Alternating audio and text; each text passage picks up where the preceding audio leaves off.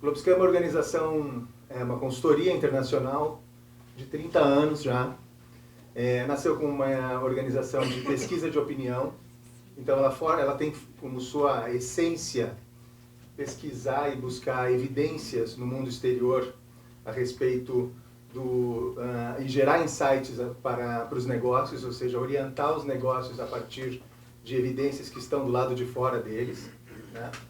E nós temos uma cobertura global. Nós estamos em Hong Kong, estamos em Cape Town, na Europa, em Londres e em Paris.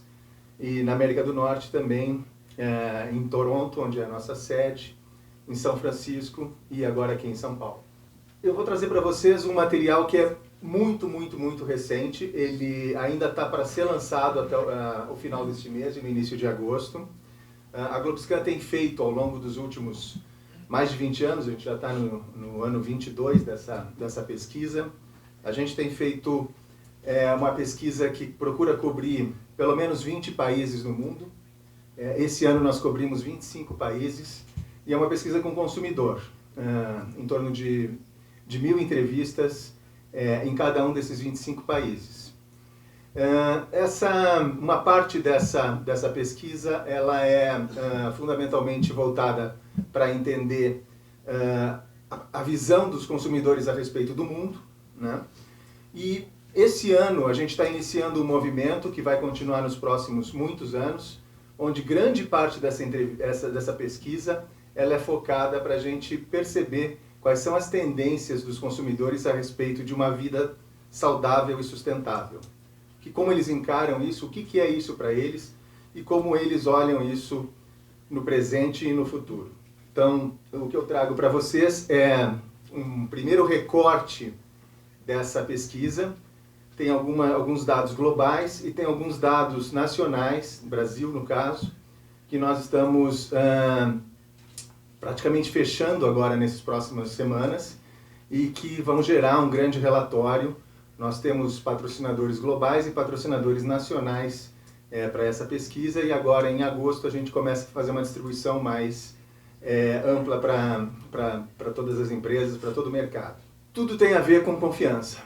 Esse aqui é um levantamento do Brasil, a gente tem o global também, sobre o nível de confiança desses consumidores que nós pesquisamos nas instituições. E a gente percebe que continua, porque isso é recorrente, as instituições que têm menos confiança são as empresas, no caso os globais, as nacionais não estão muito diferentes. No Brasil, as empresas nacionais têm mais ou menos o mesmo nível de confiança, ou um pouco abaixo das empresas globais, muito em função, nos últimos anos, dos efeitos da Lava Jato, né, que envolveu muitas empresas nacionais. A mídia, também no nível de confiança muito baixo, e o governo, no nível de confiança ainda mais baixo. Vale lembrar que no ano passado, o nível de confiança no governo era 3 vezes pior, né? Então, ou seja, o quadro quase saía do slide, quase não tinha slide para a gente falar sobre o nível de confiança no governo. O fato de ser um novo governo tornou a situação menos ruim, mas ela ainda não pode se dizer que é boa, né?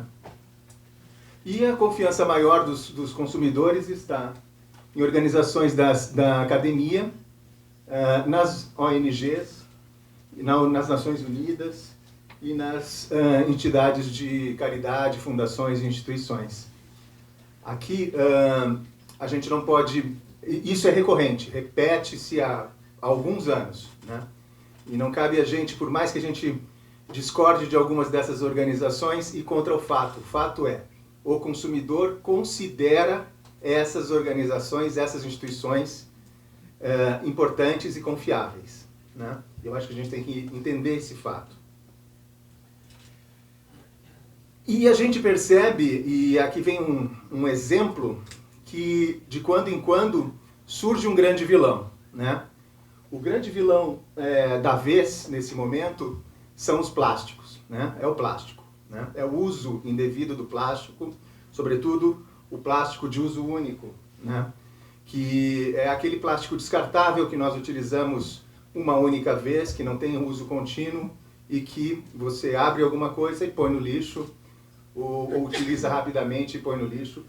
esse plástico é um plástico hoje que no mundo todo se tornou uma grande questão e que chegou ao ponto do consumidor. Antes estava no universo das ONGs, no universo da academia e tal, mas ele chegou agora à agenda do consumidor. E a gente começa a ver, e antes disso, tentando explicar o salto que isso deu, no ano passado, mais ou menos nessa época, exatamente há um ano, a National Geographic lançou essa capa, né? Essa capa é Planeta ou Plástico, né? A National Geographic, se a gente parar para pensar, ela é uma fundação, ela traz ciência e ela também tem uma ação ativista como uma ONG. Portanto, ela cumpre lá em cima vários dos quesitos que o consumidor considera confiáveis, né? Então, ela traz a ciência junto, né, com um entendimento, né, também de comunicação e com o entendimento de uma fundação que tem um propósito maior em função da preservação, conservação da natureza e da vida no planeta.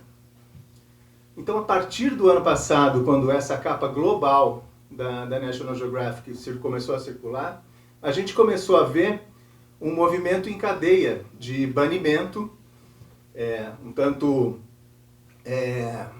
movido de forma intempestiva, movido de forma reativa, né, com banimento em Nova York, banimento na Nova Zelândia, banimento até no nosso querido paraíso de Fernando de Noronha. Fernando de Noronha, em abril, se declarou plástico zero, o que significa que essas garrafinhas de água que a gente está tomando aqui, elas não entram em Fernando de Noronha. Fernando de Noronha só entra a garrafa a partir de 1 litro, né? Porque é, enfim, menos plástico para ser manejado. Então, volumes menores de plástico não entram em Fernando de Noronha desde abril do ano passado. Isso é um movimento que, curiosamente, ou seja, são políticas públicas que são instaladas, que passam a vigorar de forma muito rápida, né? Imagina quanto tempo ONGs ficaram discutindo e debatendo a questão do plástico e tentando aprovar uma política pública.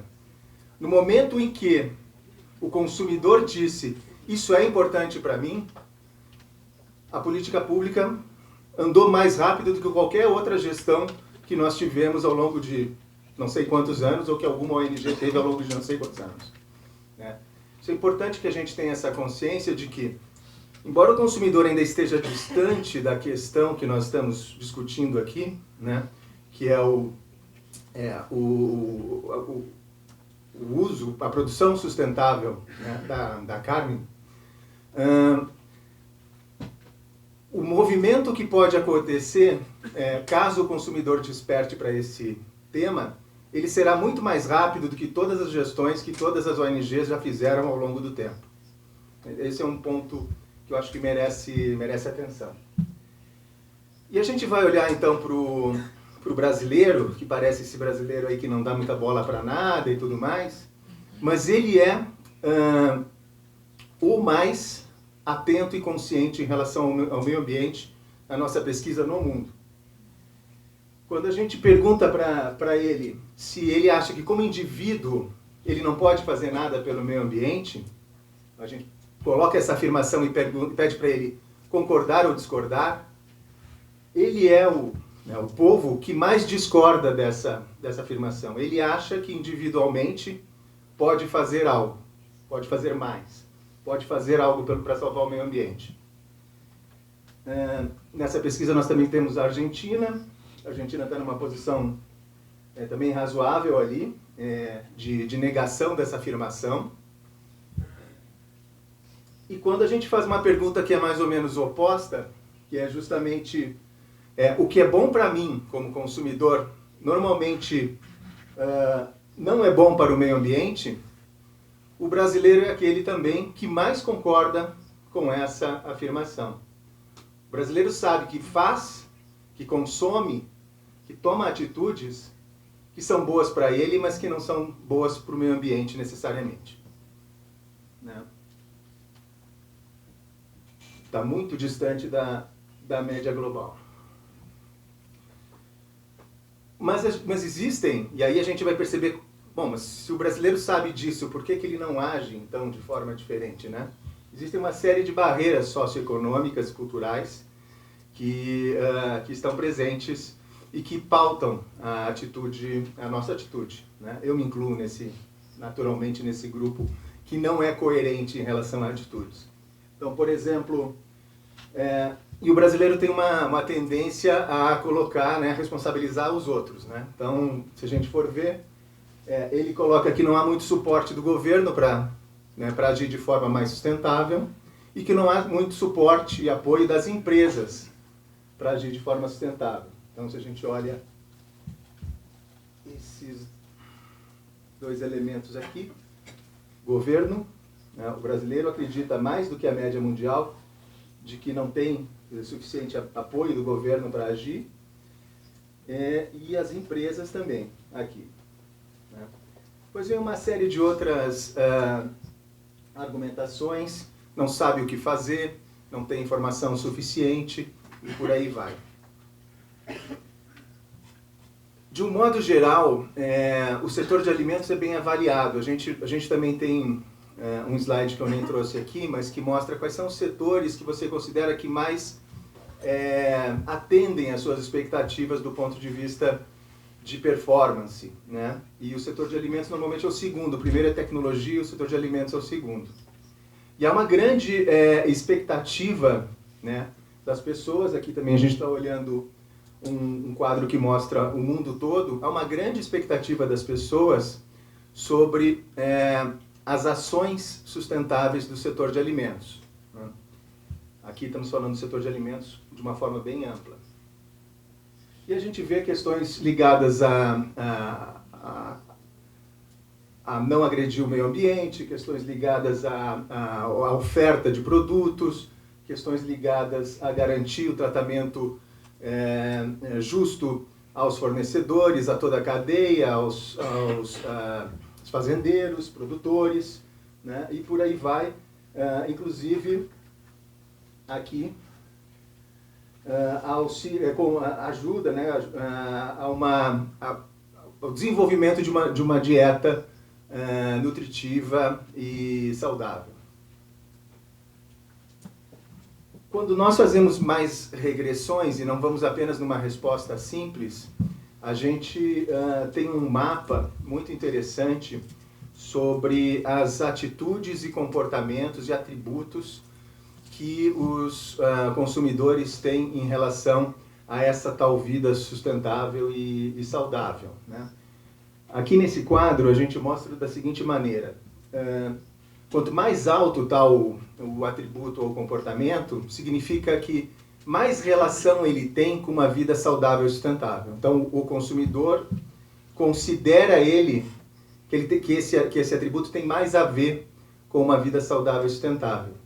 E quanto mais ele está para o lado direito, né, do quadro, mais frequente ele é presente na vida do consumidor. Então, o que a gente percebe aqui é que, no Brasil, se livrar do estresse é algo extremamente conectado com a vida saudável e sustentável. No entanto, as pessoas não percebem que conseguem isso, né? Não estão praticando isso, né? No entanto, ter um estilo de vida saudável, as pessoas entendem que já estão praticando e que é extremamente conectado, claro, com vida saudável e sustentável.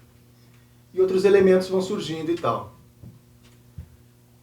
Quando a gente plota o quadro global, só para fazer uma comparação, a gente percebe naturalmente que uma série de comportamentos e atributos mudam sensivelmente.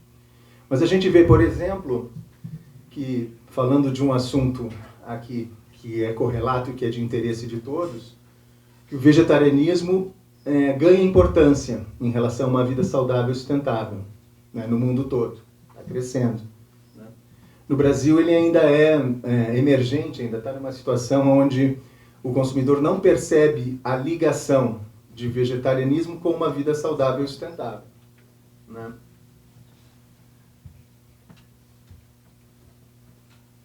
vale lembrar, e esse é o ponto que eu gostaria de trazer para vocês, eu entendo que as pressões iniciais que levaram e levam hoje à discussão de uma pecuária sustentável foram muito puxadas por ONGs e foram muito puxadas pela questão ambiental, pela questão de emissões, pela questão pela contenção de desmatamento e uma série de aspectos nesse sentido. No entanto, que pode estar emergindo e que pode gerar impacto nesse setor está ligado a aspectos de saúde e uma vida mais saudável e sustentável. Então, é muito possível que, num futuro próximo, as pressões elas venham por meio de um consumidor não tão conectadas com a questão ambiental, mas mais conectadas com seus estilos de vida saudáveis e sustentáveis.